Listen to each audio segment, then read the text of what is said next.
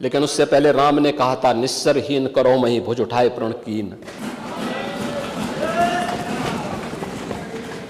उससे पहले भगवान कृष्ण ने भी कहा था, परित्राणाय साधूनाम विनाशाय च दुष्कृताम।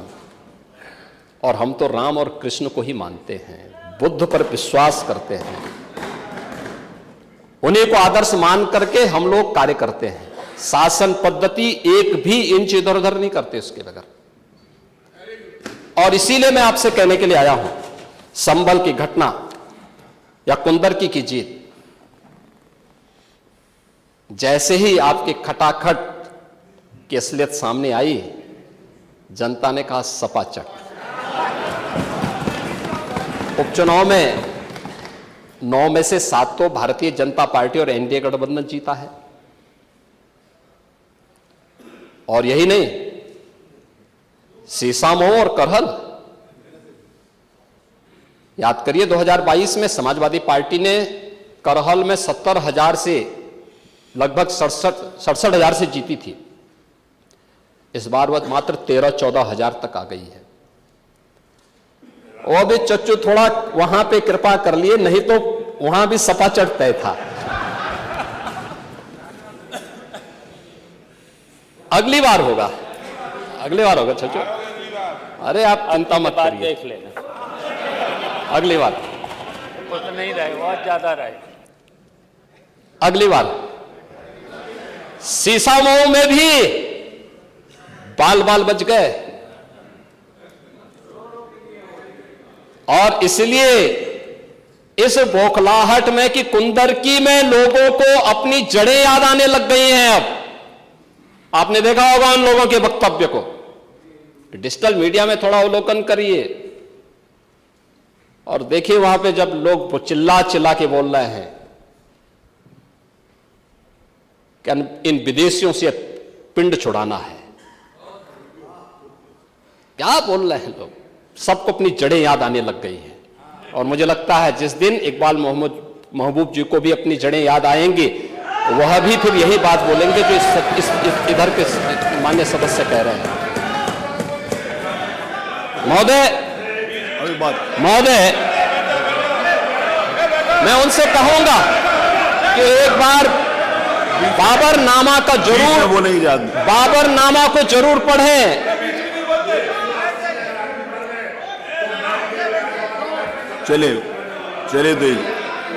चलिए वो जो बात कही, बाबरनामा को जरूर एक बार पढ़ें आप। मंत्री जी बोल रहे हैं, आप प्लीज बैठे। चलो आप दे देना जब अवसर हो, बाबरनामा को एक बार पढ़ें। आप बैठो। महोदय, संभल की घटना के साथ ही मैं प्रदेश के अंदर अलग अलग समय में जो दंगे अलग अलग समय में हुए हैं। 1972 में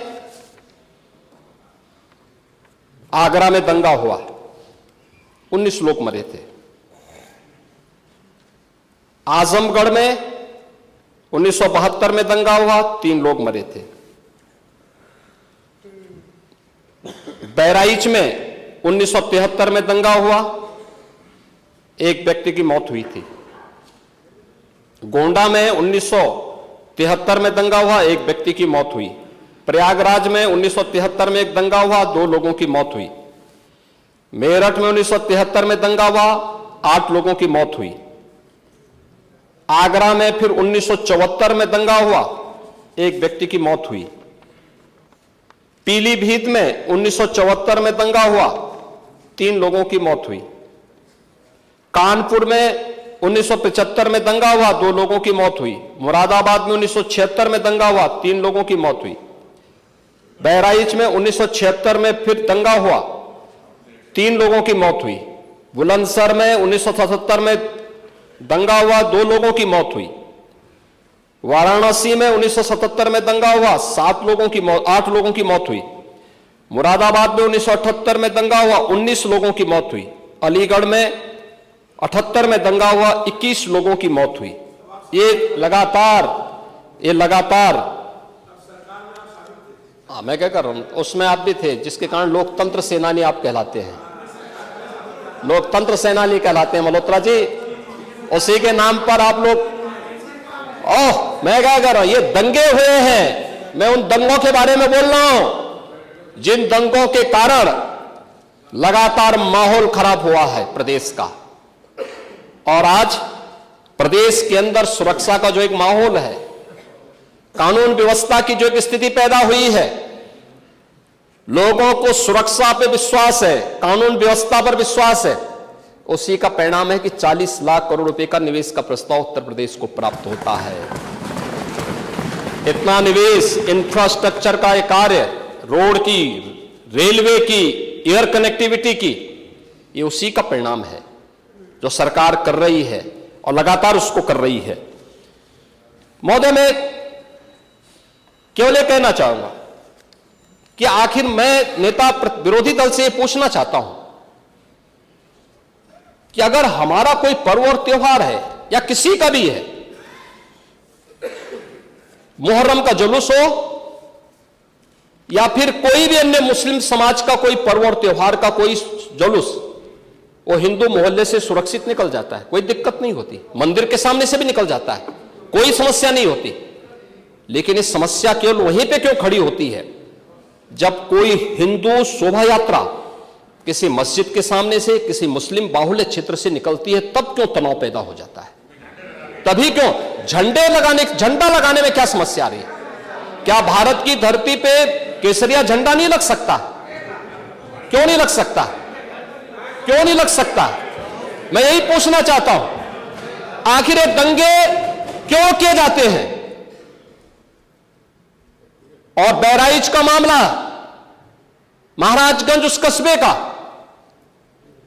जहां के बारे में आप कह रहे हैं कि लगातार मुस्लिम बस्ती थी, मोना जी ने भी इस बात को कहा कि बस्ती थी, प्रशासन नहीं था, 4 कंपनियां पुलिस थी वहां पे, और दंगा सड़क पे नहीं हो रहा था, गोली घर के अंदर से चल रही थी। जिस निर्दोष राम गोपाल मिश्रा की हत्या हुई और घर के अंदर से गोली चला करके उसकी निर्मम हत्या की गई, हमें इस सच्चाई को स्वीकार करना चाहिए। ये दंगा सड़क पे आमने सामने नहीं था। अगर पुलिस घर के अंदर घुसती तो लोग फिर कुछ और आरोप लगाते। पुलिस ने बचाव करने का अपना प्रयास किया, 4 कंपनियां वहां पे थी, और आप कह रहे हैं कि माननीय मोना जी ने भी कहा कि भारतीय जनता पार्टी के विधायक ने आरोप लगाए। भारतीय जनता पार्टी के विधायक ने इस हल्दी की घटना को लेकर के नहीं, इस महाराजगंज कस्बे की घटना को लेकर के नहीं, ये उस समय बहराइच कस्बे में थे, और बहराइच कस्बे में इनकी गाड़ी पर हमला हुआ, जो वहां से 30-35 किलोमीटर दूर है, वहां पे एक पथराव हुआ था।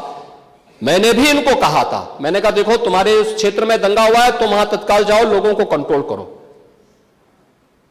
लेकिन उसको कैसे तोड़ मरोड़ करके प्रस्तुत किया जा रहा है?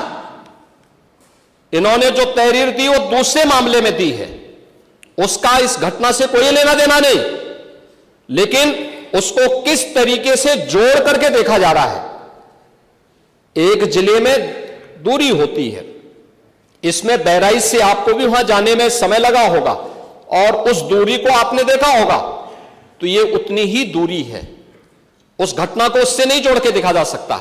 लेकिन मैं पूछना चाहता हूं कि हिंदू मोहल्ले से और हिंदू मंदिर के सामने से मुस्लिम जुलूस निकल सकता है, तो मुस्लिम मोहल्ले और मस्जिद के सामने से कोई हिंदू शोभा यात्रा क्यों नहीं निकल सकती? क्यों नहीं निकल सकती?